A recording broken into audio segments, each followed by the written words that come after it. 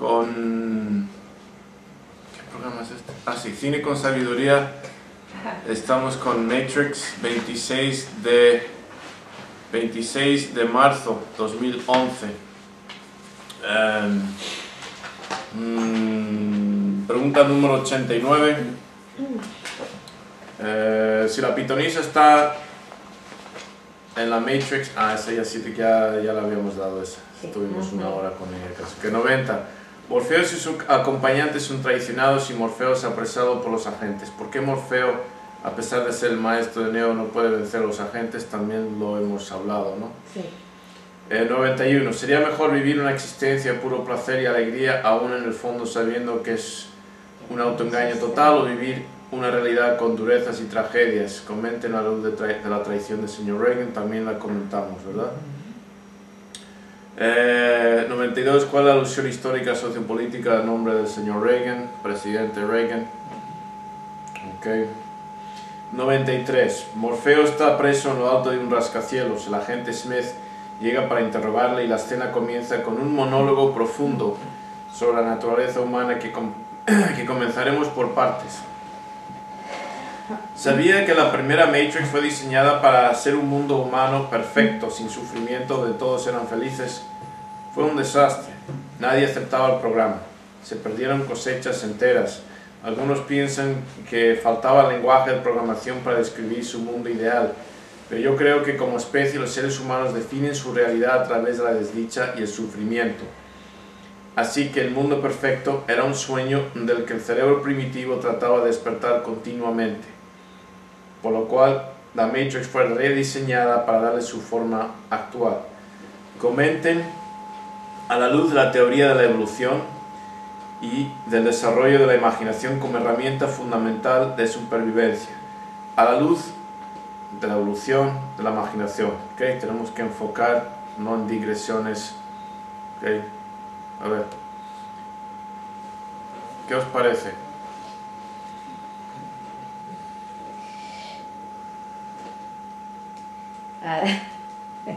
Es que me encantó esa escena. No, sí, me llamó la atención. No había leído la pregunta primeramente porque, pero me pedí regresar. Aquí sabía que la primera matriz fue diseñada para ser un mundo humano perfecto, sin sufrimiento, donde todos eran felices. Esto me transfiere del mundo de la creación a la teoría de la creación más que de la evolución, a mí en lo personal. No, la creación no es una teoría. Eso es un tremendo, espérate, esto es un tremendo error de expresión, de pensamiento, que es blasfemar contra la ciencia, que es el conocimiento. La creación es un mito.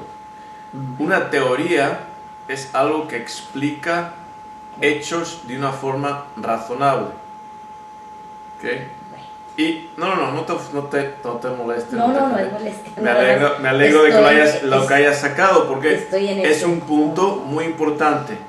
Porque los fundamentalistas, y yo lo he tenido en clases de universidad al otro lado de Estados Unidos, dicen, fundamentalistas religiosos, hablando de cosas de diferentes campos, ya sea en religiones, filosofía, diferentes campos, me salen con... Siempre hay algún estúpido que me sale y me dice, bueno, la evolución es una teoría y la creación es otra. No entendéis el concepto, el significado de teoría. Una teoría es una explicación de ciertos eventos, ciertos hechos que se han comprobado empíricamente.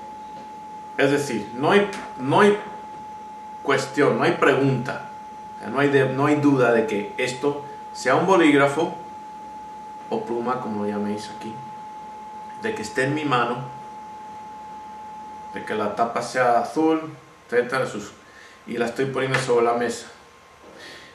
Eso no es cuestionable. Eso ni merece. La teoría viene a explicar por qué la tengo en la mano, por qué la dejo sobre la mesa, cómo llegó a la mesa, etc. ¿Okay? Entonces, para que sea una teoría, tiene que ser consistente con lógica, la razón. Una vez que yo digo, ok, o alguien proponga que, pues simplemente apareció.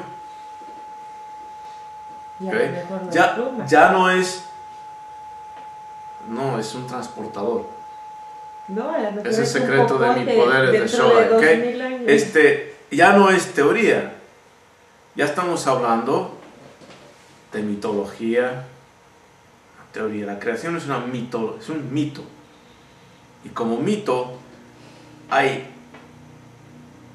tantos como hay culturas, tantas mitos de creación. Pero en el idioma, yo mismo a veces me pillo diciendo, bueno, la teoría de la creación. No, es una equivocación, es un error. Yo también lo cometo. Y es un error, es un mito. Es un mito y hay cada tribu indígena tiene sus propios mitos de la creación, y más de uno muchas veces. Por ejemplo, en los amerindios del Labrador, Dana me parece que se llama, no me acuerdo, el glotón crea el mundo. Solamente hay agua, bueno, no lo voy a relatar, pero el glotón crea el mundo, y tiene algo, pues unas groserías, casi siempre tienen, porque tiene su concepto de cosas, pues son diferentes, pero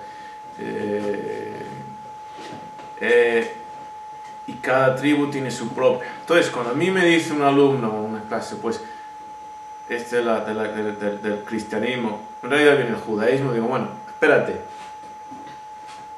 vamos a poner todos los mitos de la creación, de todos los pueblos, de todas las creencias, a un mismo nivel. Son centenares, si no miles. ¿Ok? Y casi todos son incompatibles. Por eso tenemos que recurrir a algo que explique hechos, ¿ok? Con lógica y razón. Bien. Gracias. Gracias. Más que nada porque... Y aquí, perdón, otra vez. Aquí en México, sobre todo, con todas las culturas indígenas que constituyen y han aportado a la formación de este país, pues si vamos a tomar de todas esas culturas sus mitos, pues vamos a ver que pues el de el cristianismo, judaísmo, simplemente uno más y no muy creativo, en realidad, comparado con todos los demás que existen. Ahora sí que me callo, continúo. Ahora sí, déjame ver dónde rescato. Bueno, gracias porque aquí en la aclaración esta ciertamente fue un error en mencionar teoría para la cuestión de la creación, siendo que es un mito. Bueno, retomando un poquito, esto me lleva a entender en cierta forma pues el conocimiento impuesto desde la doctrina más que nada de que el mundo fue creado para que todos fuéramos perfectos, viviéramos felices y hacer una maravilla de todo esto, ¿verdad?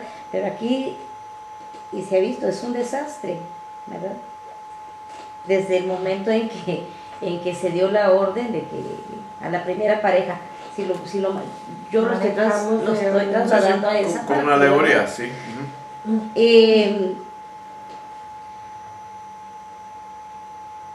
Hasta donde dice algunos piensan que faltaba el lenguaje de programación para describir su mundo ideal. Pues, ¿cómo definimos nosotros ¿Mundo ideal? el mundo ideal o cómo lo hemos definido?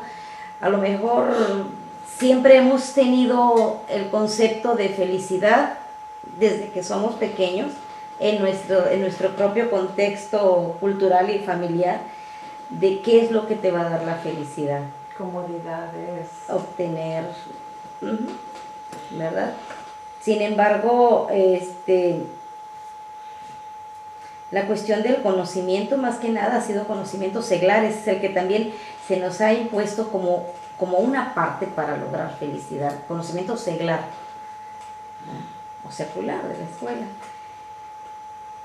Ahora, entendiendo o viendo la película y todavía no vamos a llegar a ese punto, ¿verdad? Pero ahí es como que a mí como que se me prendió el foquito de decir, ah, caray, pues entonces no es un cuestionamiento para mí misma, sino más un reconocimiento de que, bueno, qué tan importante es tener, claro que es importante, pero más que nada ver hacia mí, cómo voy, cómo estoy. ¿He estado bien o no he estado bien? Esto se lleva con lo que he aprendido. Las doctrinas para mí fueron fundamentales desde que yo era niña y hasta que la misma doctrina me empezó a abrir los ojos, pero sin adquirir otro conocimiento que me llevara a profundizar. Naciste a la Matrix. Sí, o sea, he estado viviendo y sobreviviendo. Sin embargo, pues sí, he estado observando, he estado aprendiendo. Pues es que yo siento que todavía la cuerda la tengo todavía muy enrollada, nada más es cuestión de estarla soltando y he estado un poquito aprendiendo eso. Entonces, curiosamente, al final de la película es cuando yo empiezo a entender algunas situaciones. Y ahorita no había leído la pregunta, pero pues es que esta doctrina a mí, en lo personal, la doctrina del cristianismo, válgame, alguna religión, del catolicismo, que en esa yo fui la que crecí, era una situación enrollada en lo mismo. Y finalmente, pues, no soy feliz, pero no porque no tenga lo que quiero, porque cuando me lo he propuesto tengo lo que he querido y de alguna manera esas siempre han sido mis metas, alcanzar, pero la parte del conocimiento primero de mí, de mis sentires y de mis pensares, chihuahua, pues es que esto es así como que me están cayendo muchas fichitas una por una. Y prácticamente aquí, decía yo por aquí, por ejemplo, millones de personas fuimos hechos para pensar en este mundo ideal, pero no es un mundo ideal. ¿Cuál es el ideal del mundo? No dije mucho, pero no sé si mucho. Okay. Pero la cuestión de la religión, aquí entra pues la religión. Ahora recapitularé estas cosas. Carlos. No, pues nada más.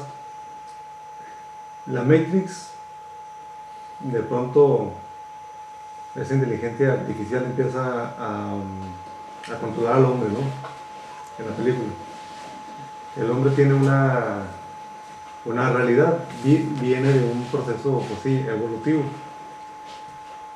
Cuando los quieren controlar, los tienen en estas cápsulas, los quieren controlar con la idea de presentarles un mundo perfecto dentro de sus cerebros. Pero de alguna manera, estas personas, estos cerebros que venían de un proceso evolutivo, como que no lo aceptaban. Dice que se perdieron cosechas enteras. No funcionó, que después de haber vivido en un mundo donde sí hay necesidades y sufrimiento y demás, de pronto les quisieran vender un mundo perfecto y tenerlos controlados en las cápsulas. No les funcionó. Dice aquí, algunos trataban como de despertar incluso, ¿no? Algo así comenta.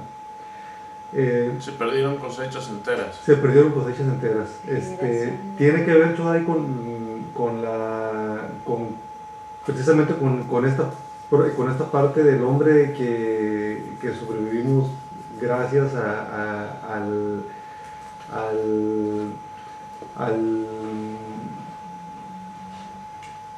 lograr vencer las adversidades y de lucha. Tiene que ver con todo eso, ¿no? Pues sí, precisamente. Y refiere a la pregunta 91, en la que pregunta dice, ¿sería mejor vivir una existencia de puro placer y alegría, aún en el fondo sabiendo que es un autoengaño total, o vivir una realidad con durezas y tragedias? La realidad, y es aquí donde las religiones, el monoteísmo ético, judaísmo, cristianismo, islam, cristianismo en todas sus vertientes, catolicismo, protestantismo, ortodoxo, todos, han sido un desastre para el ser humano. Y el desastre lo vemos en el desastre de la civilización occidental, que surge de ese pensamiento trascendental, de ese pensamiento religioso. Ninguna otra civilización ha sido tan responsable por tanta tragedia humana, tanto desastre al ambiente, etc., como la cultura y civilización europea. O sea, el europeo ha causado más desastres, tragedias, sufrimiento, dolor, que todas las otras culturas anteriores juntas. Eso no hay duda. Pero uno de los grandes problemas es que ¿qué es lo que prometen? Prometen y parten de un principio que fuimos creados inicialmente en un estado de completa serenidad, paz, tranquilidad, felicidad. Eso es imposible para el ser humano. Es imposible. ¿Por qué? Porque evolucionamos con adversidad. La evolución, el proceso de evolución, es un proyecto en el cual está un poco aparcado, estacionado, pero está ahí. El proceso de la evolución de todos los seres vivos, plantas, bacterias, virus, insectos, pájaros, reptiles, mamíferos, todos es en relación a la adversidad. Es cómo cambias, modificas, adaptas tu estrategia. Un organismo es simplemente una estrategia biológica. ¿Qué es lo que es? Nosotros somos una estrategia biológica. La evolución es simplemente, o se puede pensar la evolución de dos maneras. Una es el proceso de la adaptación, otra son las fuerzas que provocan ese esfuerzo. Pero estamos mirando la moneda desde ambos lados, o sea, o las fuerzas que lo causan o los resultados de las fuerzas. Pero todo ese proceso le llamamos evolución. Entonces, ¿qué tenemos? Animales, seres vivos, plantas también, que no se adaptan, que no pueden cambiar su estrategia expresada en su ADN principalmente. Nosotros somos algo diferente porque nuestra imaginación nos permite escapar de esa imposición netamente genética, pero o se adaptan o perecen. Pero siempre en función de la adversidad, las adversidades del medio ambiente que se le imponen. Quita eso, remueve esa adversidad y el ser, ese organismo, no puede desenvolverse. Es como, por ejemplo, el esqueleto humano, todo organismo humano, todo nuestra circulación, sistema digestivo, etc., se desarrolló, evolucionó con respecto a la adversidad que supone la fuerza de la gravedad, la fuerza gravitacional de la Tierra. Llévanos a la Luna, a un planeta más pequeño, en el cual no existe esa fuerza de gravitación, y ahora tenemos tremendos problemas. ¿Por qué? Digestión, problema, porque la fuerza de la gravedad nos ayuda a que todo el bolo alimenticio pase por todo el sistema digestivo y salga. El corazón bombea contra la fuerza. Todo hemos evolucionado durante millones de años en adaptación a esa adversidad. Quítanos eso y tenemos el esqueleto. Empieza a deshacerse para un astronauta. es un problema serio, sufren algo parecido a la osteoporosis. ¿Por qué no? ¿Por qué? Porque no tienen... el cuerpo humano, como toda fisiología, es eficiente. Si no lo usas, lo pierdes. No necesitas tanta densidad de calcio en los huesos porque ya no está... Pues inmediatamente se va perdiendo. No es que exista una inteligencia superior que lo dicte, no, simplemente todos los procesos del cuerpo humano están en función a la adversidad, a responder a las adversidades. ¿Por qué es malo para perder de peso estas dietas en las cuales uno se mata de hambre? Porque lo único que sucede es que el metabolismo baja y el sistema dice, ok, pues quién sabe cuándo voy a volver a comer, o sea que cuando vuelva a comer voy a ahorrar calorías como loco, les voy a almacenar en forma de grasa, y entonces pues tienes esos rebotes. Y en eso, los atletas es un tremendo problema. Atletas, por ejemplo, luchadores, boxeadores que tienen que mantener su peso, entonces pues tienen la tendencia al último momento perder mucho peso, lo pierden. Tienen su evento, están muertos de hambre, comen y el cuerpo almacena más y ahora suben más de peso y viene aumento, más difícil perderlo. Y el cuerpo responde ganando más peso, etcétera, etcétera. Entonces, no es posible. Y eso es tremendamente importante tener en cuenta. Porque este monoteísmo ético va en contra de la naturaleza humana. O sea, está completamente en oposición. Se nos promete una existencia libre de adversidad y no es posible. No es posible definirla, aunque la consiguiéramos nos volveríamos locos. No podemos porque hemos evolucionado para superar, lidiar con adversidades. Todo en nuestro cuerpo, todo en nuestro cerebro, nuestra fisiología, nuestra mente. La imaginación evolucionó precisamente como una respuesta a las adversidades ambientales. Y cuando no las tenemos, las inventamos.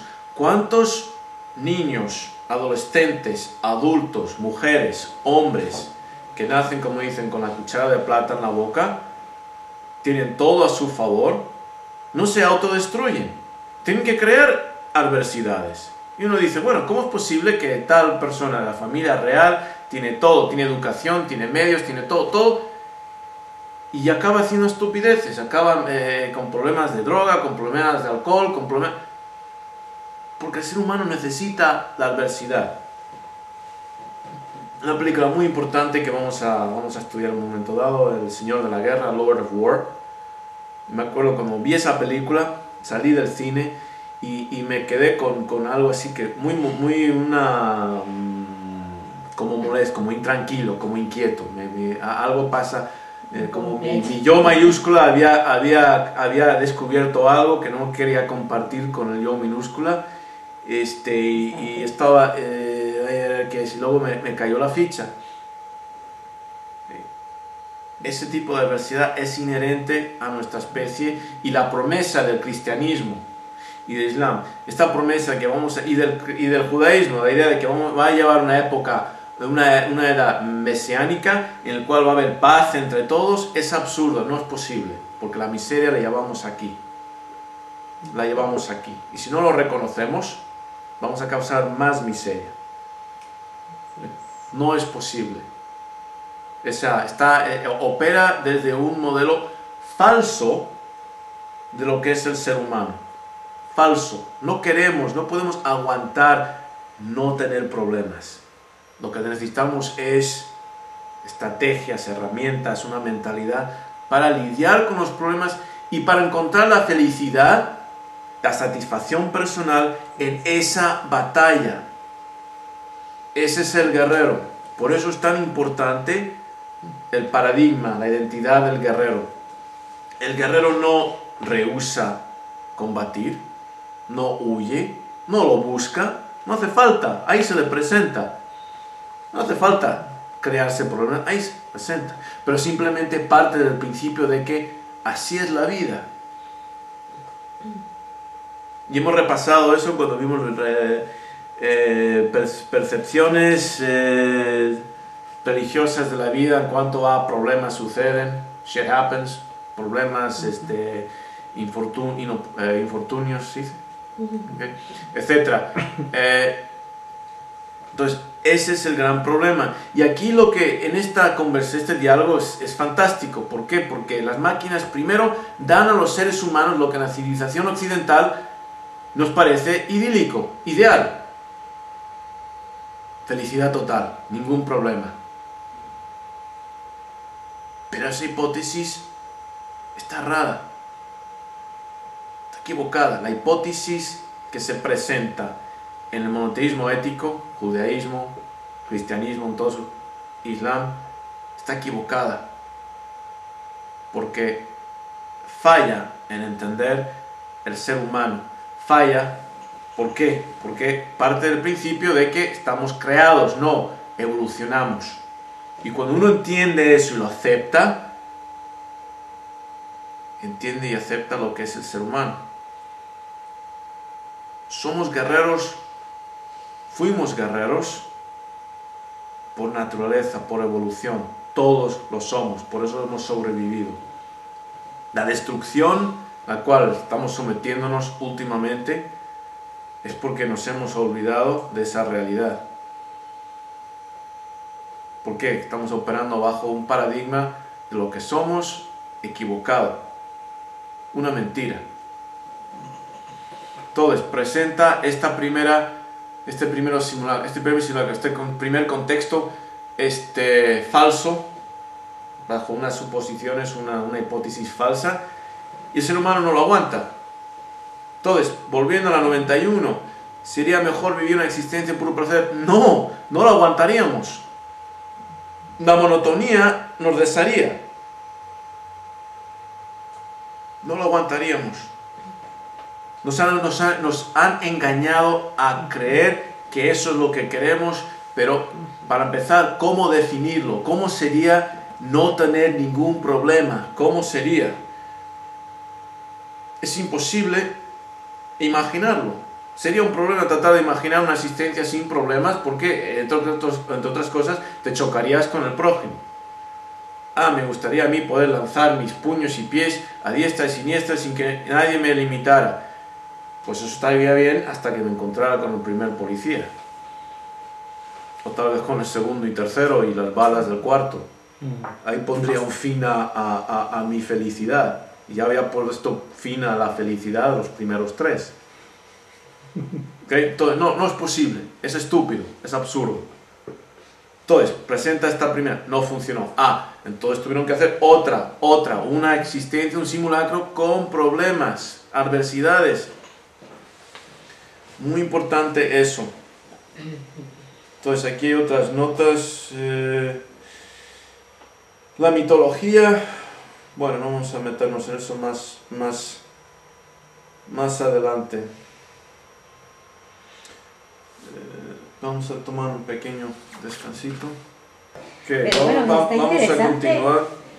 Pues sí, es un tema, por supuesto, porque viene a propósito de qué, de lo que es ser humano, de el significado de la vida, la esencia, el conócete, nociseaton, esa pregunta fundamental, el directivo fundamental en el portal del templo de Apolo en Delfos, que a eso viene. Por eso mismo estudiamos esta película.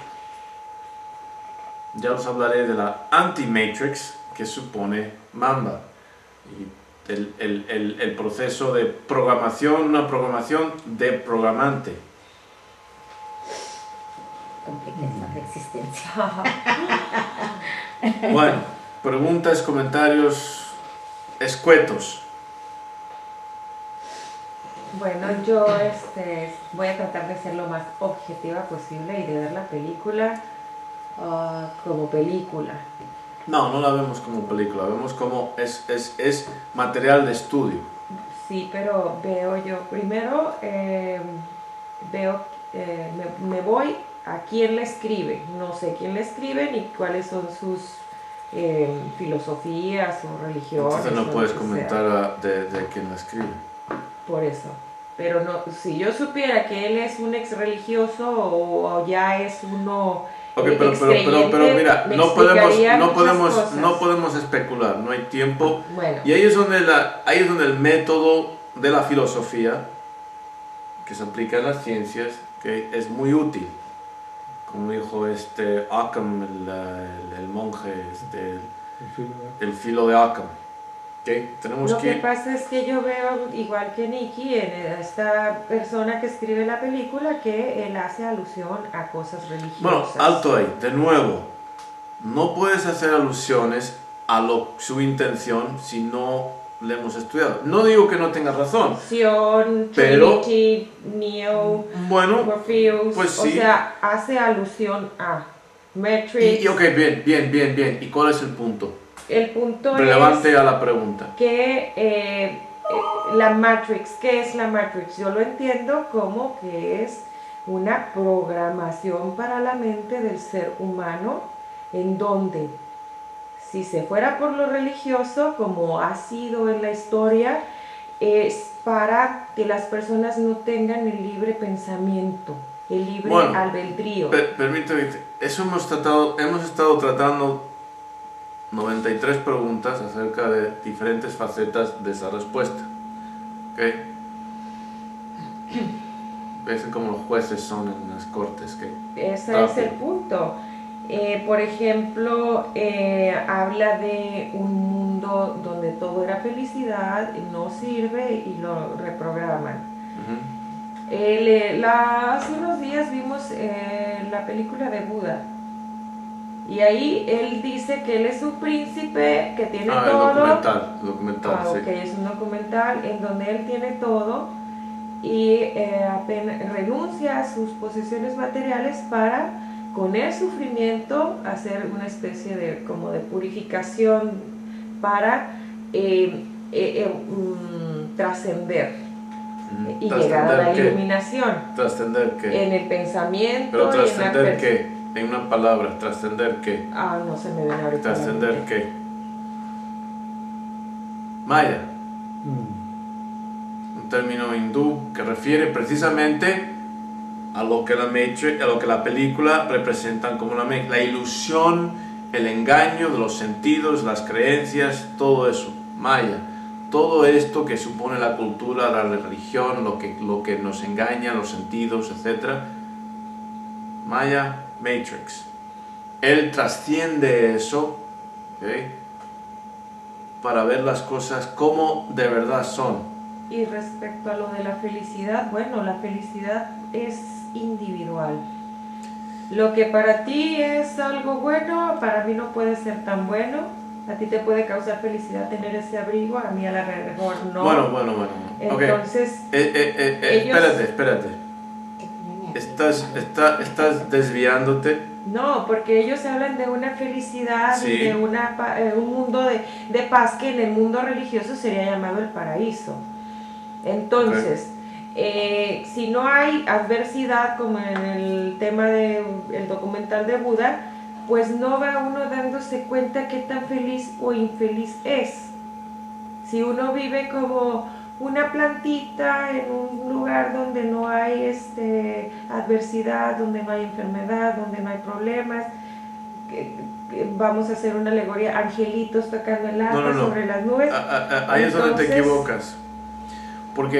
Y ese es el punto del Buda, de toda la alegoría. A pesar de que él tenía todas las ventajas, todo lo que un varón pudiera desear, o sea, tiene mujeres, tiene maestros de artes marciales, de filosofía, tiene un reino que va a heredar, tiene todo. No está satisfecho. Exacto, ¿Okay? es lo que estoy Entonces, diciendo. aunque tuvieran todas las ventajas, queda una cosa muy importante, ese agujero del que hemos hablado. El hueco del árbol, sí. Ese agujero que existencial, que no están satisfechos. ¿Cuál es el propósito de la vida? ¿Qué hago con mi tiempo? Llega un momento que las personas se aburren El aburrimiento es tal vez la peor sensación. Por eso tenemos ese sed de conocimiento, y entre más sabemos, más insatisfechos nos sentimos. Yo leyendo muchos temas sobre los indígenas, que para los blancos europeos conquistadores eran unos ignorantes, y se preguntaban, pero ¿por qué son felices? ¿Por qué se sienten completos? Bueno, el indígena tenía sus conocimientos, su cultura, y para el europeo no era eso sinónimo de satisfacción. ¿Por qué? Porque no tenían tecnología, bla, bla, bla. Bueno, un momentito. Conocimiento útil es clave. No cualquier conocimiento.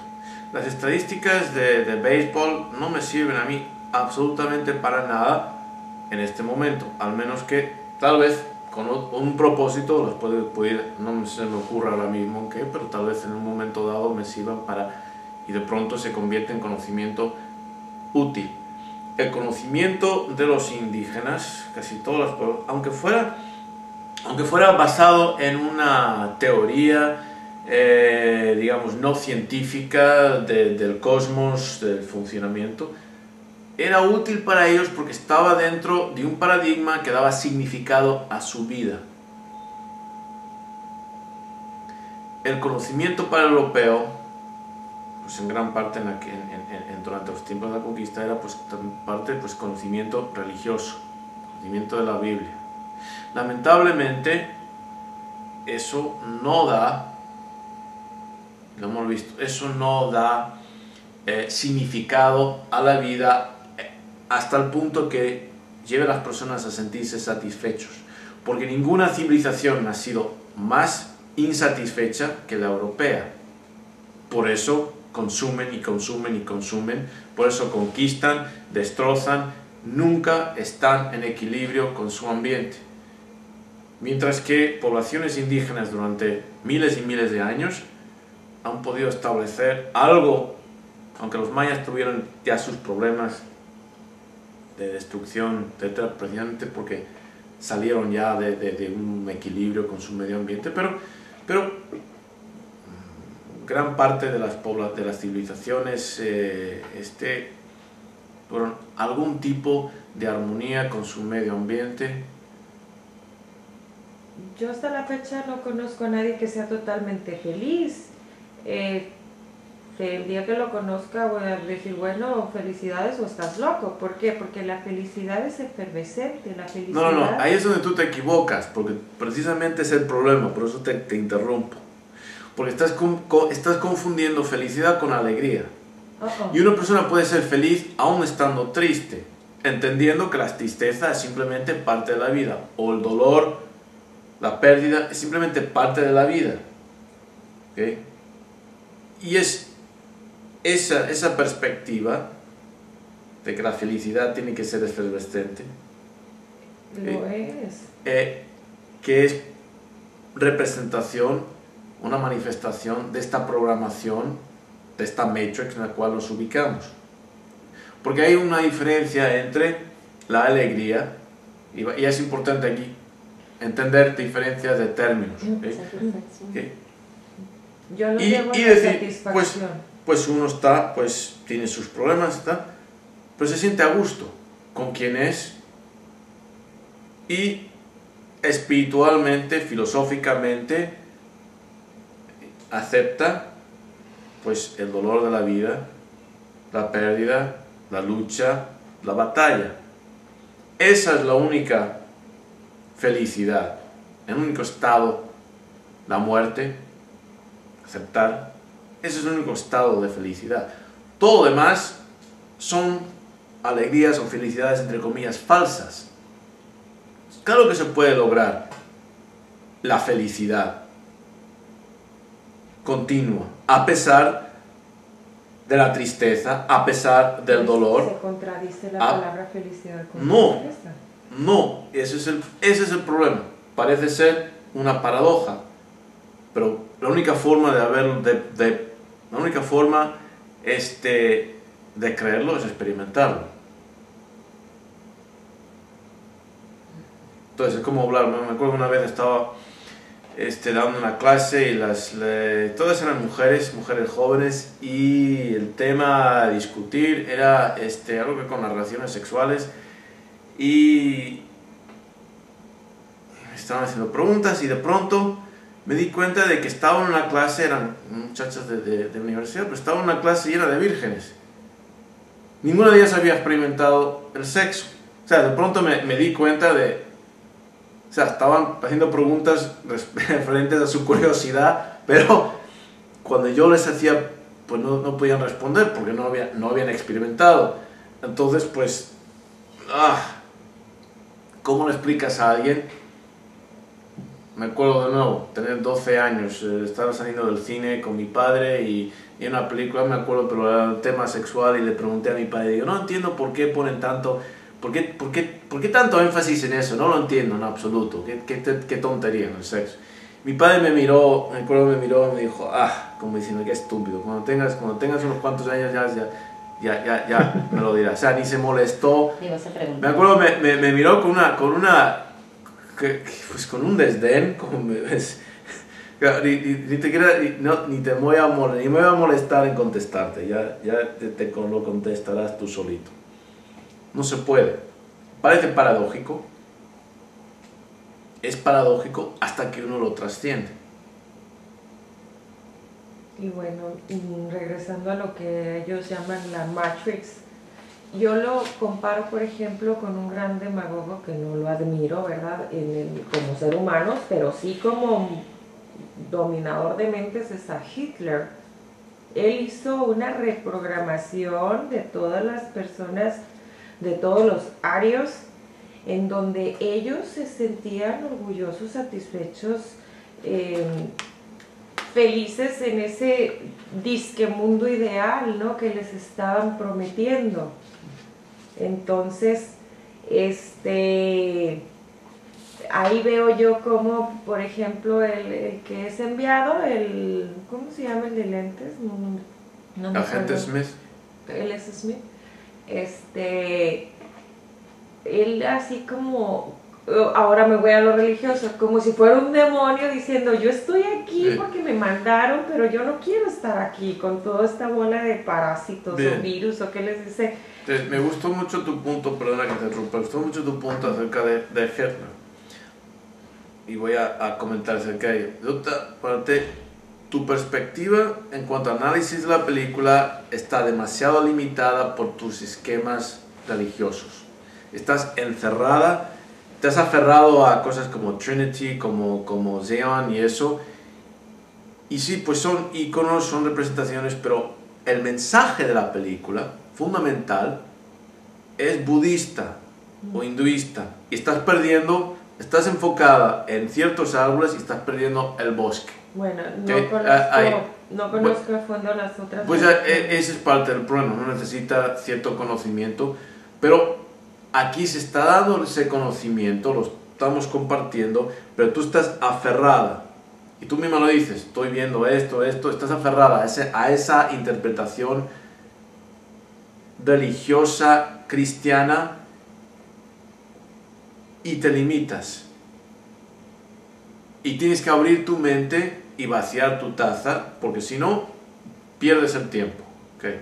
Ahora, en referencia a Hitler, sí, Hitler manipuló, programó, pero solo lo pudo hacer porque la población estaba ya predispuesta dentro de ese paradigma cristiano, culpando a los judíos, creyendo que de verdad que era posible un estado idílico, el paraíso. Estaban bien arraigados, bien empapados de una perspectiva religiosa en la cual los judíos eran los asesinos de Cristo, etcétera, etcétera. Y por eso era tan fácil, entre comillas, para Hitler explotar a esa población. Entonces, Hitler simplemente era uno que llegó dentro de una Matrix que ya estaba bien establecida, y supo manipular para sus propios propósitos. Y siempre será así. Siempre será así, mientras que la población sea tan ignorante que no se dé cuenta de dónde está inmersa. Siempre llegarán personas que los puedan manipular a su propio beneficio y en contra, en realidad, de los mejores intereses de ese pueblo. La naturaleza es muy sabia. Hace rato mencionabas que la misma naturaleza va haciendo una selección genética de las mejores especies. Bueno, espérate, fíjate lo que has dicho. La naturaleza es sabia. La naturaleza no es sabia. La naturaleza no es sabia.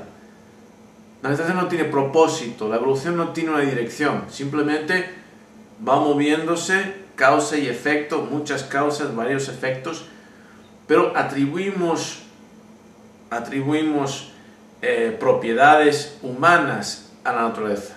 Bueno, a lo mejor uso mal la palabra, pero la naturaleza va haciendo una selección en donde el humano, el animal, lo que sea, cualquier ser con vida va adaptándose a. Bueno, y también inanimados, las piedras, la tierra, la geografía, la geología va adaptándose a.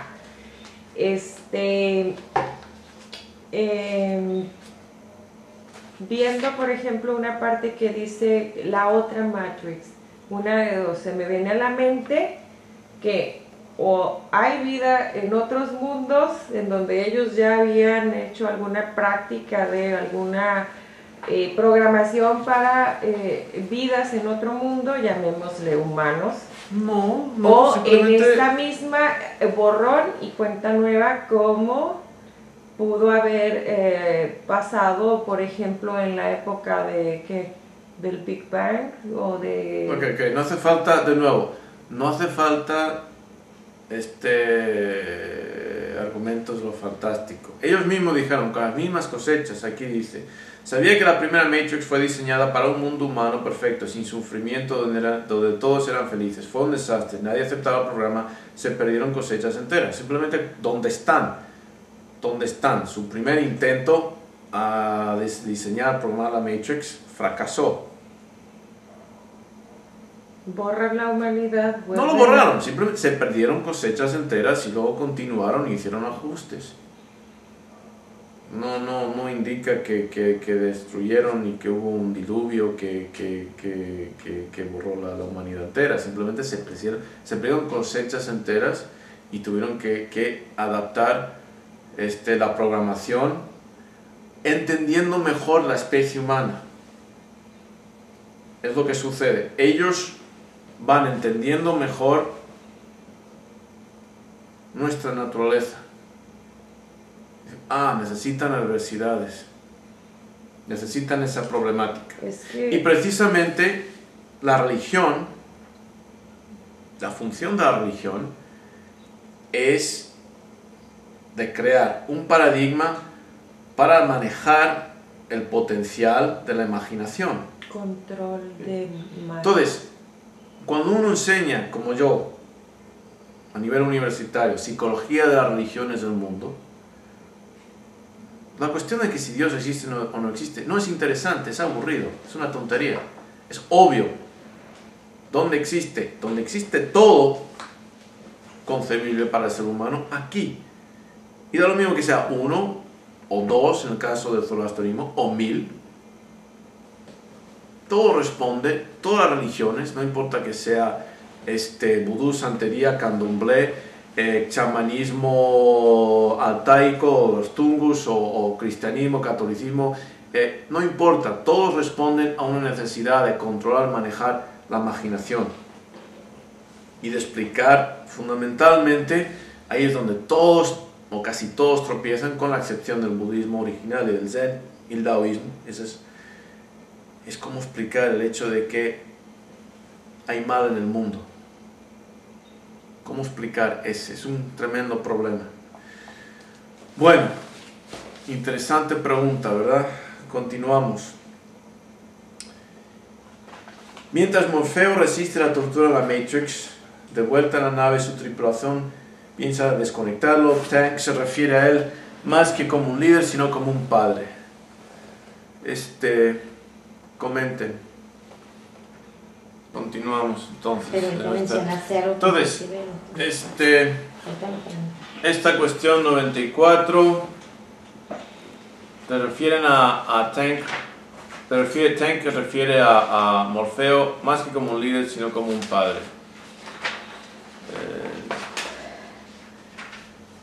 Es interesante y no vamos a pasar mucho tiempo en esta pregunta, pero voy a responderla con otra pregunta. Fijaros lo que Morfeo aporta. ¿Okay? Fijaros lo que él aporta a sus seguidores, a su tripulación. Fijaros lo que Tank reconoce. Fijaros en ese concepto de padre. Y eso viene más a propósito, tal vez, o muy a propósito para Fita, que estamos hablando del padre, etc. ¿Okay? Entonces, ver la película, ahora desde otro ángulo, podéis ver Morfeo como padre. En otro programa hemos hablado de las causas y consecuencias de la ausencia del padre, y una de las preguntas fundamentales, bueno, ¿qué aporta el padre? Pues aquí tenéis a una figura paterna. Entonces os dejo con esa tarea. Okay. Continuamos. 95. Morfeo está a punto de ser desconectado y Neo pone un alto a la desconexión, declarando que la pitonisa le había avisado que esto iría a suceder. Neo encuentra así una causa por la cual está dispuesto a morir, o al menos a arriesgar la muerte, y decide rescatar a Morfeo. Paradójicamente, Neo declara que no es el elegido, y sin embargo se lanza, con total conocimiento de causa, a rescatar a Morfeo en una misión que solamente el elegido podría cumplir. ¿Entendéis la paradoja? Y lo importante no es solamente entender la paradoja, lo importante es entender la necesidad y la importancia de la paradoja en la condición existencial humana. Porque la paradoja solamente existe en términos del intelecto humano. En la intuición no existe paradoja. Eso de ser feliz aún en la miseria, feliz aún en el dolor, feliz, no es paradoja. Parece paradoja para las personas que no lo han trascendido. Una vez que lo trasciendes ya no es paradoja. Es obvio, pero ¿cómo lo comunicas? No puedes. No puedes. Es como tratar de explicar a alguien cómo sabe la canela y nunca han probado canela. O cómo sabe el tabasco y nunca lo han experimentado. O el café, o los efectos del café en la vejiga. Nunca lo han tomado. Imposible, imposible. Pero para él no es una paradoja. Porque él está así, lo puedo hacer. No soy elegido, pero lo puedo hacer. Pero te das cuenta de que solamente el elegido podría lograr esto. No lo piensa, no es importante. Se disuelve la importancia de la paradoja. Porque la importancia de la paradoja solamente está a nivel intelectual para aquellos que no han experimentado la solución. ¿Me seguís? ¿Me explico? ¿No? Es muy interesante el punto. Pudiese elaborar más. Ese es el propósito del Zen, del Koan, por ejemplo, en el Zen. De presentar alguna pregunta que intelectualmente no solamente no tiene sentido, no tiene solución. No tiene solución intelectual. ¿Cómo va a ser y no ser a la vez? Este tipo de paradojas es uno es y no es a la vez. El taoísmo y el Zen, que lo deriva de esta tradición, esta perspectiva del taoísmo, el ser y no ser a la vez. ¿Cómo puedes ser feliz y tener dolor a la vez? No tiene sentido. El propósito del Zen y del taoísmo es de trascender esas contradicciones que surgen precisamente del intelecto, y al trascender esas contradicciones te sales de los esquemas, de las programaciones, de la matriz, te sales y tu perspectiva ya trasciende esa lógica que se ha creado, que es impuesta por programaciones culturales, las matrices. ¿Sales? ¿Cómo puede Dios existir y no existir a la vez? Pues simple. Pero para mí las personas tropiezan con eso y tratan de encontrar una solución, una explicación con el razonamiento, raciocinio. No es posible. Pero yo os afirmo, Dios existe y no existe a la vez. Y Santa Claus y la hada madrina, etc. Es importante y no es importante a la vez. Porque esas contradicciones, esas dicotomías, son para los que están todavía programados. Te sales de eso, ya no importa. Son interesantes para entender los que están todavía atrapados, pero saliéndote de eso, no importa. Es como decir, pues soy mortal e inmortal a la vez. Pues ¿cómo es posible? No tiene sentido. Pues claro que lo soy. Y Dios existe y no existe. Y Neo es y no es. Y tenéis que trascender esa preocupación, ese primer obstáculo a la gran intuición, al gran entendimiento, para saliros de la matriz. Porque mientras tanto, estáis tratando de observar el telescopio a través de la mira del mismo telescopio y no funciona. No funciona. Tenéis que lograr el ojo que se ve, el filo que se corta y no precisar escudo. Entonces cuando tú, Vero, dices, pues ¿cómo puedes tener dolor y esas cosas y ser feliz a la vez? Pues sencillo. Hice un recuento, de ese pensamiento y hablábamos del chile hace unos días, como mexicanas que somos. El chile, al comerse en las glándulas gustativas, me duele, pero me gusta. Una sensación de dolor, pero al mismo tiempo de satisfacción, por la reacción química que hay en el cerebro de la producción de endorfinas y bla, bla, bla. Sin embargo, no es permanente. Exactamente. El dolor no es permanente. Buena perspectiva, sí, no es o permanente. Haciendo otra, sí. Como mujeres, cuando pares un hijo hay dolor y hay una satisfacción. Sí, pero el dolor termina. El dolor termina, el sufrimiento termina. No somos, y me recordé mucho nuestro paseo, el paseo al que fui invitada. Sí, no lo eres, no las 24 horas. No estás sufriendo las 24 horas. A lo mejor la alegría, la satisfacción de algo te dura un ratito, pero no deja tu esencia de ser humano. Tu respecto a lo del sufrimiento, en las religiones que yo he vivido, el sufrimiento, sobre todo físico, es para redimir, para causar también al final una satisfacción. Ok, pero mira, esto es donde simplemente tómalo como artículo de, no quiero decir de fe, pero de conocimiento. Las religiones, todas las religiones contaminadas por el monoteísmo ético, no se pueden comparar a religiones, las tradiciones filosóficas espirituales del Extremo Oriente, en las cuales uno es el equivalente a Cristo. Ese es el punto a donde llegar. Totalmente de acuerdo. No ser equivalente, pero no igual, porque eso de Dios no importa. No se trata de redimirse. ¿Qué redención? Pecado, ¿qué es eso? No existe. Hice mención de cuando yo practicaba las religiones anteriores que he practicado. Y espérate, pero ¿cuáles religiones eran? Rápido. Testigo de Jehová. Ok, alto ahí. Todas son, ¿cómo decirte? Diferente envoltorio, misma chocolatina. Todas son simplemente retazos de lo mismo.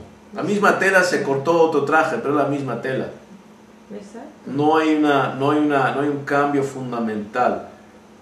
Sigue los principios, los fundamentos son exactamente los mismos. Por ejemplo, aquí en México se hace mucho culto a lo que es la muerte y se empieza a crear una mentalidad de que la muerte no es mala, y en algunas religiones la muerte te da un paso hacia una evolución.